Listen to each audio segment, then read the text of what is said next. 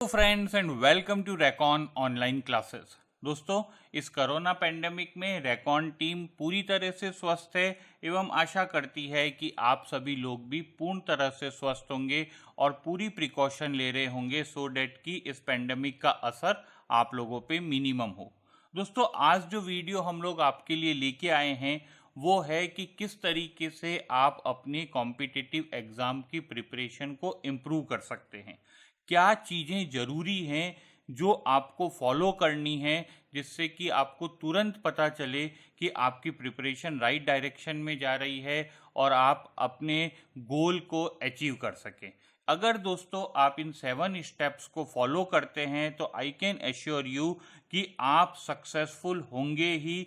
कोई आपको सक्सेसफुल होने से नहीं रोक सकता।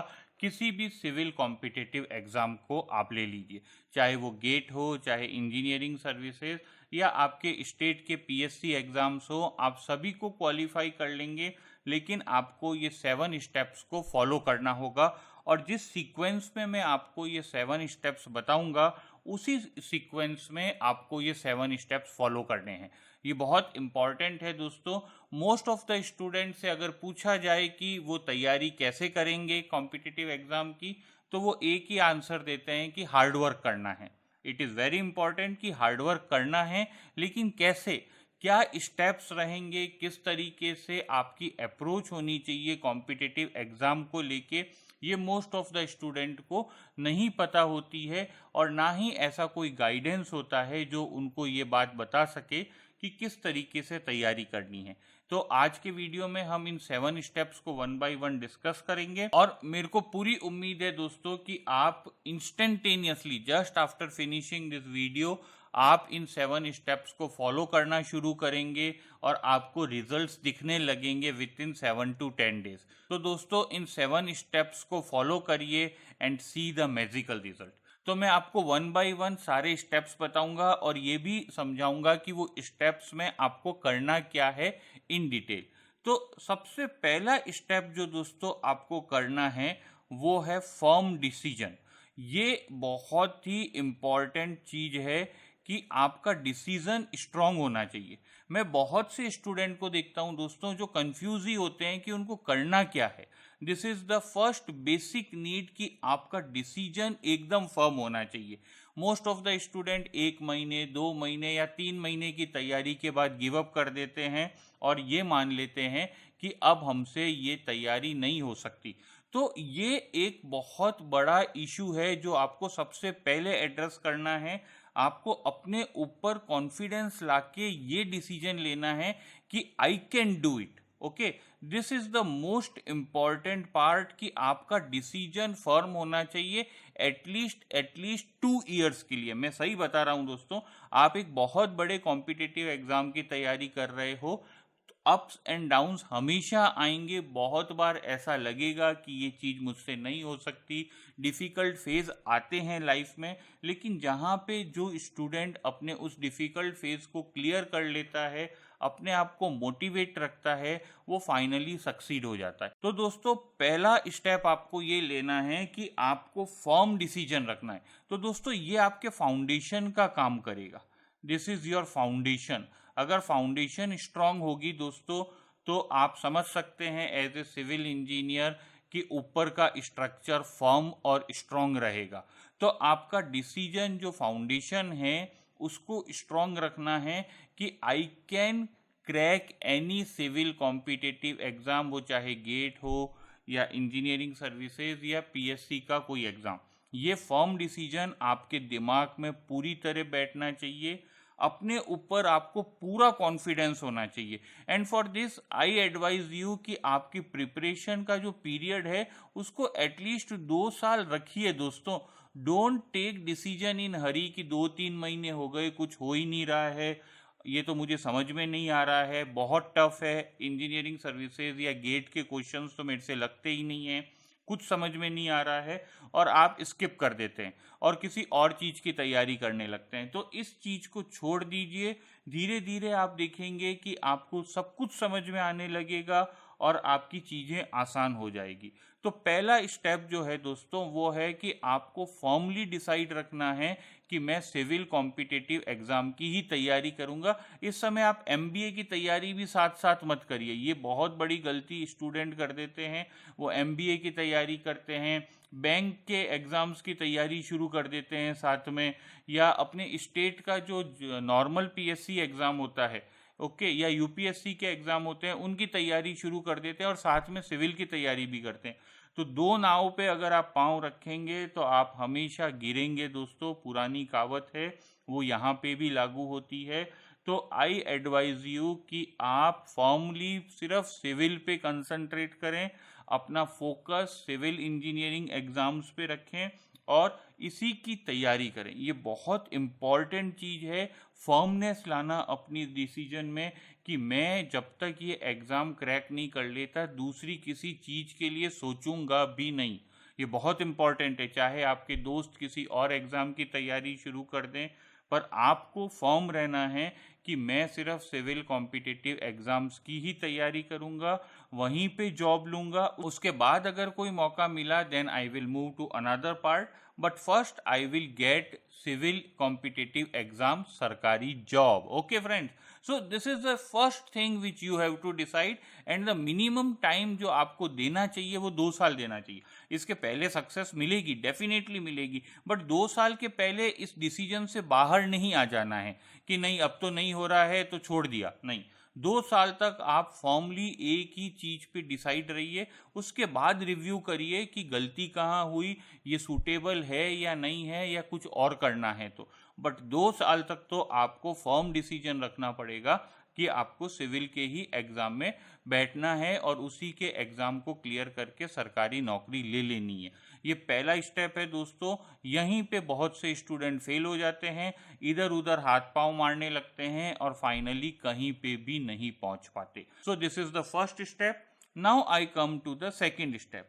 तो जो पहला स्टेप था दोस्तों, ये एक आप ये कह लीजिए कि क्वालिटेटिव स्टेटमेंट था, ओके, क्वांटिटेटिव नहीं था। क्वांटिटेटिव स्टेटमेंट का मतलब होता है कि डेटा कहाँ है, कैसे तैयारी करूं। डिसीजन तो ले लिया, इट्स ओके, फॉर्मली डिसीजन हो गया मेरा कि मैं सिविल कॉम्पिटिटिव एग्जाम की ही तैयारी करूंगा और 2 साल ही दूंगा। लेकिन how I prepare, how I step ahead, इसके बारे में अब हम डिटेल में डिस्कस करेंगे from step 2 onward. So what is the step 2? Step 2 is you formally decide कि इन 1 year I will give 2000 hours to civil engineering exam। बहुत important है दोस्तों, आपको एक डेटा रखना पड़ेगा कि आपने कितने घंटे तैयारी की। Is it okay? आप क्रिकेट में देखते हैं आपको कितने सारे स्टैटिस्टिक्स दिखाए जाते हैं, स्पेशली अभी आईपीएल चल रहा है तो आपको बहुत सारे डेटा दिखाए जाते हैं। हर क्रिकेट टीम अपोजिट टीम के डेटा पे निर्भर रहती है, अपने डेटा पर निर्भर रहती है कि वो कैसे परफॉर्म कर रही है। तो अगर आप भी एक बड़े कॉम्पिटिटिव एग्जाम, अपने लाइफ के एग्जाम के बारे में काम कर रहे हैं तो आपके पास भी डेटा होना चाहिए। ऐसे नहीं कि जो मर्जी वैसे कर लिया, कभी कुछ कभी कुछ। एक सिस्टमेटिक प्लान होना चाहिए। और प्लान क्या है दोस्तों? फर्स्ट ईयर में आपको 2000 घंटे की पढ़ाई करनी है, ये स्टेप नंबर 2 है। ये डेटा आपके दिमाग में रहना चाहिए और ये प्रूवन फैक्ट है दोस्तों कि चाहे कोई भी स्टूडेंट हो, किसी भी बैकग्राउंड का हो, इज इट ओके, अगर वो 2000 घंटे की पढ़ाई सिविल इंजीनियरिंग की कर लेता है तो उसको कोई भी जना नहीं रोक सकता सिविल कॉम्पिटिटिव एग्जाम क्लियर करने से। ये मैं आपको लिख के दे सकता हूं दोस्तों। आप मेरे से लिख के ले लीजिए कि अगर कोई 2000 घंटे पढ़ ले और उसके बाद भी सिलेक्शन नहीं हो, ये पॉसिबल ही नहीं है। तो द सेकेंड स्टेप इज कि you have to commit yourself कि in the 1 year time I will spend 2000 hours in the civil competitive exam environment. इसका मतलब क्या है दोस्तों? इसको समझिए कि 2000 घंटे में से आप 600 आवर्स तो ले लीजिए कोचिंग के, ओके, और 1400 आवर्स आपकी सेल्फ स्टडी। ये इंपॉर्टेंट डिस्ट्रीब्यूशन है जो आपको ध्यान रखना है।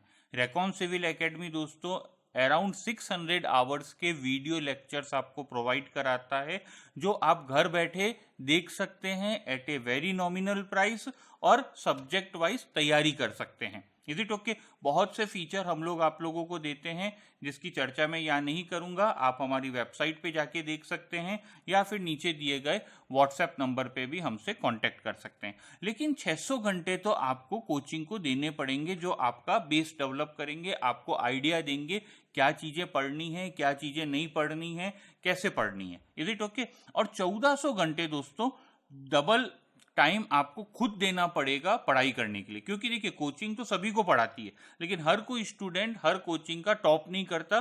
द रीजन इज कि यहाँ पे स्टूडेंट का टाइम डिस्ट्रीब्यूशन डिफरेंट होता है। आपने सिर्फ कोचिंग के 600 घंटे दिए और 1400 घंटे अपने नहीं दिए तो कुछ नहीं होना जाना है। तो ये 1400 घंटे आपको खुद देने पड़ेंगे, 600 घंटे कोचिंग के रख लीजिए। लॉकडाउन का पीरियड का टाइम है दोस्तों, ऑनलाइन स्टडी करिए। रेट्स बहुत नॉमिनल हो गई है, कहाँ पहले 1-1 लाख रुपए लग जाते थे मेट्रो सिटीज में जाके तैयारी करने के, और अब आप घर बैठे at a very nominal price. Civil engineering का इससे अच्छा प्रिपरेशन टाइम हो ही नहीं सकता दोस्तों, जब आपको लेस देन 20,000 में पूरा कोर्स प्रोवाइड कर दिया जाता है और आप तैयारी कर सकते हो। तो दोस्तों ये बहुत अच्छा पीरियड है कि आप बहुत ही नॉमिनल रेट में तैयारी कर सकते हैं। मैं अगेन कहूँगा रेकॉन के कोर्स लेने के लिए आप हमारी वेबसाइट जरूर विजिट करें या नीचे दिए गए व्हाट्सएप नंबर पे हमसे कांटेक्ट करें, हमारे रिप्रेजेंटेटिव बात करके आपको पूरी चीज़ समझाएंगे। तो ये हो गया आपका ब्रेकअप कि आपको 2000 घंटे को कैसे ब्रेक करना है। 600 घंटे हैं दोस्तों वो रहेंगे कोचिंग के पास और 1400 घंटे रहेंगे आपके पास। और डिफरेंस दोस्तों मैं आपको बता दूं, ये 1400 घंटे ज़्यादा लाएगा। ये मैं आपको क्लियर कर दूं दोस्तों कि कोचिंग का इनपुट जो आपको मिलता है उसका आउटपुट प्रोड्यूस करने के लिए 1400 घंटे आपके भी लगेंगे, तभी आपका रिजल्ट आ पाएगा। ये रेकॉन के स्टूडेंट ने प्रूव किया है दोस्तों। लास्ट 3 इयर्स में चाहे कोई भी कॉम्पिटिटिव एग्जाम हो, रेकॉन के स्टूडेंट टॉप 50 में पोजीशन बना पाए हैं। द रीजन इज सिंपल कि 600 घंटे रेकॉन के वीडियोस और 1400 आवर्स के उनकी खुद की तैयारी। तो ये हो गया दोस्तों स्टेप नंबर 2। अब जो स्टेप्स मैं आपको बताऊंगा दोस्तों वो डिसिप्लिन से रिलेटेड है। ओके, ये 1400 घंटे और जो 600 घंटे हैं इनका ब्रेकअप कैसे होगा। Is it okay? तो ये स्टेप 3 से आगे की जो चीजें हैं वो आपकी डिसिप्लिन पे डिपेंड करेगी कि आप कितना डिसिप्लिनली कॉम्पिटिटिव एग्जाम की तैयारी कर सकते हो। और डिसिप्लिन शुरू होगा दोस्तों वीकली बेसिस पे। ये ध्यान रखिए, ये बहुत इंपॉर्टेंट है। आपको वीकली डिस्ट्रीब्यूशन करना है अपने टाइम का। What does it mean? It means कि अगर आपको 2000 घंटे तैयारी करनी है एक साल के अंदर और मैं अगर 50 वीक ले लूं, इज इट ओके? 52 वीक्स होते हैं पर फॉर ए कैलकुलेशन सिंपल करने के लिए मैं 50 वीक ले लेता हूं, तो आपको कितना मिला दोस्तों? 40 आवर्स अ वीक। आपको एक वीक में 40 घंटे पढ़ाई करनी है। ये स्टेप नंबर 3 है। आप हर वीक में ये देखिए कि आपको 40 घंटे पढ़ना ही है। अगर आप 40 घंटे का ब्रेकअप बना पाते हैं तो आप बहुत अच्छे से कर पाएंगे। Is it okay? Again the distribution will be same. तो यहाँ पे देखिए ये जो रेशियो बन रहा है यहाँ वाला, वही रेशियो इन 40 घंटे में भी बनेगा। कितने घंटे आपको कोचिंग में देने हैं और कितने घंटे आपको खुद पढ़ना है। वीडियोस आपके पास रहते हैं, जब मर्जी जब आप चला लीजिए, जितनी बार देखना है उतनी बार देखिए। फैकल्टी की हेल्प लेनी है तो रेकॉन के फैकल्टी से आप डाउट पूछ सकते हैं। इंस्टेंटेनियसली हम कोशिश करते हैं आपके सारे डाउट क्लियर कर सकें। तो अब जो डिसिप्लिन आपको लाना है दोस्तों स्टेप 3 के अंदर, वो लाना है कि वीकली आपको 40 घंटे पढ़ना ही है, चाहे कुछ भी हो जाए। You have to put 40 hours a week. हम एक साल की बात कर रहे हैं दोस्तों। 2 साल का मैंने इसलिए कहा क्योंकि अगर कभी एग्जाम में कुछ गड़बड़ हो जाए तो आप अगले साल भी एक सेफ पीरियड लेके चलें कि आप अगले साल उसको क्रैक कर लेंगे। पर हमारा मेन फोकस पहले साल का ही होगा कि पहले साल में ही क्रैक करके एग्जाम के जॉब पाले। Is it okay? तो ये स्टेप बहुत इंपॉर्टेंट है कि आप वीकली डिस्ट्रीब्यूशन कर सकें 40 आवर्स का। अब बात करते हैं थोड़ी और माइक्रो एनालिसिस की कि डे वाइज आपको क्या करना है। तो बहुत ही सिंपल कैलकुलेशन हो गई स्टेप 4 में। 40 divided by 7। Is it okay? तो ऑन एन एवरेज 6 आवर्स की आपको पढ़ाई रोज करनी है, ठीक है। लेकिन ये जरूरी नहीं है कि आप रोज 6 घंटे ही करें। बहुत बार दिन खराब भी होता है जब आपके कोई और काम आ जाते हैं, आप 3 या 4 घंटे करें, but on an average 6 hours a day की प्रिपरेशन आपको करनी ही पड़ेगी। ऑन एन एवरेज बोल रहा हूं मैं आपको ये, ठीक है। ये परफेक्ट नहीं है, इसको लेके आप परेशान ना हो। परेशान कहाँ होना है? स्टेप 3 को लेके कि वीक में 40 घंटे हुए कि नहीं हुए। अगर आप वीक में 40 घंटे नहीं कर पा रहे हैं दोस्तों, तो आप डिसिप्लिन्ड नहीं हैं, और डिसिप्लिन के बगैर ये एग्जाम क्रैक होने से रहे। तो बहुत इंपॉर्टेंट है कि आपको डिसिप्लिन में रहना है, और डिसिप्लिन वीकली चेक करना है, डेली चेक नहीं करना है। कभी हो सकता है दिन अच्छा गया तो आप 8-9 घंटे भी पढ़ लिए, कभी दिन खराब गया तो हो सकता है आपने 3-4 घंटे की भी पढ़ाई की। एग्जाम आवर्स के नज़दीक आने पे आप ज़्यादा पढ़ोगे, डेफिनेट है ये। तो आप ऑन एन एवरेज 6 घंटे पर डे का एक दिमाग में शेड्यूल रखिए। कम ज़्यादा हो सकता है, उसमें आपको घबराना नहीं है और टेंशन नहीं लेनी है कि आज मेरे 6 घंटे नहीं हुए या आज मैं अच्छे से नहीं पढ़ पाया। It's okay, it's a average जो कि आपको 6 घंटे का लेना है। अब स्टेप 5 जो है दोस्तों, वो सबसे क्रिटिकल स्टेप है इस डे में। Is it okay? डे में मैंने आपको कहा कि आप टेंशन मत लीजिए कि आप 6 घंटे पढ़े या नहीं, लेकिन आपको ये रूटीन फिक्स कर लेनी है कि जब एक बार आप टेबल पे बैठ गए हैं तो आप 1.5 आवर टू 2 आवर का एक शेड्यूल बनाइए। Is it okay? 2 घंटे तक आप टेबल से नहीं उठेंगे और सिर्फ पढ़ाई करेंगे। No WhatsApp, no Facebook, no YouTube, nothing. Is it okay? ये बहुत इंपॉर्टेंट है जो स्टूडेंट मिस कर देता है। बहुत से स्टूडेंट्स को मैं देखा हूं जो 30 मिनट पढ़े और उठ लिए, उसके बाद 1 घंटा पढ़े फिर उठ लिए। इस तरह से वो टुकड़ों टुकड़ों में पढ़ते हैं और वहीं पे गलती हो जाती है। Is it okay? तो what I will ask you is कि आप यहाँ पे एक फिक्स शेड्यूल कर लीजिए कि एक बार अगर मैं पढ़ने बैठ गया तो अगले 1.5 से 2 घंटे में नहीं उठने वाला हूं, और फुल कंसंट्रेशन के साथ ये मैं 1.5 से 2 घंटे की पढ़ाई करूंगा। दोस्तों, this is the most important part जो मैं बता रहा हूं, आप लोग मिस कर देते हैं। मोबाइल को स्विच ऑफ कर दीजिए, घर वालों को बता दीजिए कि अगले 2 घंटे मुझे ना छेड़ें और मैं पढ़ाई कर रहा हूं। This is the most critical part. Toppers और एवरेज स्टूडेंट में यही डिफरेंशिएशन हो जाता है दोस्तों। अगर आप दिन में 3 बार ऐसा कर लेंगे तो आपका 6 घंटे का टास्क पूरा हो गया, ठीक है। अगर आप अभी शुरू में ये नहीं कर पा रहे हैं, आपकी हैबिट नहीं है, तो 1 आवर से शुरू करिए। Is it okay? 1 आवर के 4-4 स्लॉट बनाइए और उसको पढ़ाई करिए, पर स्लॉट आपके पास होना ही चाहिए दोस्तों। Is it okay? ऐसा नहीं जब मर्जी आई। मैं बहुत बहुत से स्टूडेंट को देखता हूं दोस्तों जो इस 5th स्टेप को फॉलो नहीं कर पाते और वहीं पे वो पीछे रह जाते हैं टॉपर्स के साथ। उनका दिमाग, उनका एटीट्यूड, सब कुछ अच्छा होता है सिविल कॉम्पिटिटिव एग्जाम के नज़रिए से, लेकिन यहाँ पे वो मात खा जाते हैं स्टेप नंबर 5 पे। तो स्टेप नंबर 5 जो है दोस्तों, ये एक बहुत ही क्रिटिकल स्टेप है जिस पे आपको सबसे ज़्यादा ध्यान देना है, क्योंकि ये आपको डिसिप्लिन में रखेगा। 2 घंटे आप 100% फोकस होके पढ़ पाएंगे।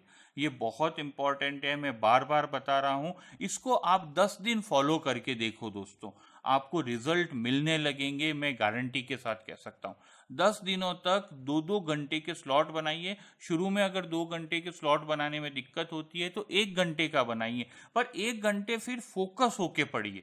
और ये एक फिक्स कर लीजिए कि दिन में ऐसे 3 से 4 स्लॉट होंगे। Is it okay? बहुत है दोस्तों। पूरे दिन में आप देखिए 6 घंटे अगर आप पढ़ते हैं और इस तरह के 3 या 4 के स्लॉट बना लेते हैं, तब भी आपके पास रिमेनिंग 18 आवर्स रहते हैं अपने बाकी काम करने के लिए। अभी कॉलेजेस भी नहीं चल रही है ज़्यादा, कुछ ऑनलाइन क्लासेस हो रही है, तो आपके पास पूरा टाइम है दोस्तों और आप सब कुछ कर सकते हो। बस 1.5 2-2 घंटे के 3-4 स्लॉट बनाने हैं जिससे कि ये 6 घंटे कंपनसेट हो सके। ओके, कभी हो सकता है 3 ही स्लॉट बनेंगे, कभी हो सकता है 5 स्लॉट बन जाए और आप अच्छे से पढ़ पाएंगे। जैसे जैसे आप इस स्लॉट के टाइम को बढ़ाएंगे, आप खुद ये मानने लगेंगे कि आपकी तैयारी अच्छी हो रही है। फाइनली दोस्तों, जो टॉपर्स होते हैं वो इन स्लॉट का टाइम 6 से 8 घंटे कर देते हैं, यानी कि एक सिटिंग में वो 6 घंटे पढ़ते हैं। यही डिफरेंस क्रिएट करता है दोस्तों, और ये धीरे धीरे आएगा, डे 1 से नहीं आएगा दोस्तों, और कोशिश भी नहीं करनी चाहिए। धीरे धीरे टाइम बढ़ाइए और अपने स्लॉट का टाइम बढ़ाते जाइए, जिससे कि आप फुल फोकस होके पढ़ सकें। ये बहुत इंपॉर्टेंट स्टेप है जिसको स्टूडेंट नज़रअंदाज कर देता है और फाइनली सक्सीड नहीं हो पाता है। Now coming to the step number 6। Step number 6 जो है दोस्तों, वो है कि आपके notes and previous year paper, they are crucial. Is it okay? ये बहुत इंपॉर्टेंट है कि आप स्लॉट के अंदर अपने खुद के नोट्स बनाएं और प्रीवियस ईयर पेपर को सॉल्व करें। ये बहुत इंपॉर्टेंट एक स्टेप है जिसको स्टूडेंट नज़रअंदाज कर देता है। बहुत से स्टूडेंट को मैं देखा हूँ जो कि कोचिंग के नोट्स मांगते हैं, टॉपर्स के नोट्स मांगते हैं और सोचते हैं कि दूसरों के नोट्स से हम पढ़ लेंगे। पॉसिबल नहीं है दोस्तों, आपको अपने नोट्स बनाने पड़ेंगे और प्रीवियस ईयर के पेपर सॉल्व करने पड़ेंगे। रेकॉन सिविल एकेडमी का एक एक्सक्लूसिव प्रोग्राम है जहां हम लास्ट 22 ईयर्स के आपको पेपर प्रोवाइड करा रहे हैं विथ फैकल्टी वीडियो सॉल्यूशन। यानी कि फैकल्टी आपको बताती है कि ये क्वेश्चन एग्जामिनेशन हॉल में कैसे होगा, वो चाहे गेट हो या चाहे इंजीनियरिंग सर्विसेज का। और उसमें भी हम लोगों ने हर पेपर के जो टॉपिक हैं उनको लेवल 1 और लेवल 2 में बांट दिया है। तो लेवल 1 इजी क्वेश्चंस हैं और लेवल 2 टफ क्वेश्चंस हैं। तो ये बहुत इंपॉर्टेंट स्टेप है जिसको आपको ध्यान रखना है कि आपके खुद के नोट्स होने चाहिए और उनकी इतनी चिंता होनी चाहिए आपको कि अगर ये गुम हो गए तो मैं क्या करूँगा। Is it okay? ऐसा हो जाए कि कोई अगर आपको लाखों रुपए दें तब भी आप वो नोट्स उसको देने को तैयार ना हो। इतनी ग्रेविटी आपके नोट्स के अंदर होनी चाहिए आपके खुद के लिए। दूसरों को वो नोट्स कुछ समझ में नहीं आएंगे दोस्तों, वो सिर्फ आपको समझ में आएंगे कि उन नोट्स की अहमियत क्या है। ये बहुत इंपॉर्टेंट है। और नोट्स बनाने के लिए आप पहले प्रीवियस ईयर के पेपर को सॉल्व करें कि किस तरह का लेवल आ रहा है, किस तरह की तैयारी करनी है, और फिर अपने उसी लेवल के नोट्स बनाएं। तो स्टेप 6 जो है दोस्तों, वो स्लॉट के अंदर की चीज मैं आपको बता रहा हूं कि स्लॉट के अंदर आपको किस तरीके से काम करना है। Now coming to the step number 7, जो कि रेयरली स्टूडेंट करते हैं दोस्तों। सिर्फ मैंने कुछ टॉपर्स को देखा है जो ये काम करते हैं। Our one of the topper Rishabh, जो कि रैंक 5 लाया था, उसकी ये हैबिट थी, और ये है दोस्तों journal banana. Is it okay? नाम से घबराइए मत कि जर्नल, लेकिन दोस्तों ये वो एक डायरी है जो आपको बताएगी कि आप किस डायरेक्शन में पढ़ाई कर रहे हो। जर्नल बनाने का मतलब यहाँ डायरी मेंटेन करने से है। Is it okay? आप एक डायरी मेंटेन करिए कि आप क्या किए आज दिन भर पढ़ाई को लेके। सिविल कॉम्पिटिटिव एग्जाम की जो आपकी अप्रोच है उसमें आज के दिन क्या रहा। मान लीजिए आपने फर्स्ट स्लॉट बनाया 8 बजे से लेके 9:30 बजे तक। Is it okay? तो आपने इसमें क्या पढ़ाई की? क्या आपने सॉइल मैकेनिक्स पढ़ा? क्या आपने फ्लूइड पढ़ा? क्या उसमें भी आपने क्या किया? आपने प्रीवियस ईयर के क्वेश्चन पेपर लगाए, आपने रेकॉन के वीडियोस देखे, आपने किया क्या? इससे आपको पता चलेगा कि आपको सॉइल में कितना टाइम देना है। जब आप धीरे धीरे आगे बढ़ेंगे तो आपको पता चलेगा कि भाई मुझे टोटल 1400 घंटे में से कितना घंटा सॉइल को देना है और मैं दे रहा हूं कि नहीं। Is it okay? आगे जब आप बहुत आगे बढ़ेंगे तो उसमें रिवीजन का पार्ट आने लगेगा कि क्या मैं रिवीजन कर पा रहा हूं या नहीं, और मैं कितना रिवीजन कर पा रहा हूं। क्योंकि धीरे धीरे जब आप आगे बढ़ेंगे तो कुछ स्लॉट सिर्फ रिवीजन में चले जाएंगे कि आप दिन के 4 स्लॉट हैं, उसमें से 2 स्लॉट तो रिवीजन के हैं। Is it okay? पर वो रिवीजन हो रहा है या नहीं हो रहा है, किसका रिवीजन कितना हुआ, ये वो डायरी आपको बताएगी। बहुत ही सिस्टमेटिक अप्रोच करनी पड़ेगी दोस्तों, तभी आप सक्सेसफुल हो सकते हैं। और ये जर्नल और डायरी तो मोस्ट ऑफ द स्टूडेंट के पास नहीं होती है और इसीलिए वो सक्सेसफुल नहीं हो पाते हैं। अगर आप इसको मेंटेन करेंगे और 1 साल तक मेंटेन करेंगे दोस्तों, आई कैन एश्योर यू कि बाकी सब कुछ ठीक हो जाएगा आपका।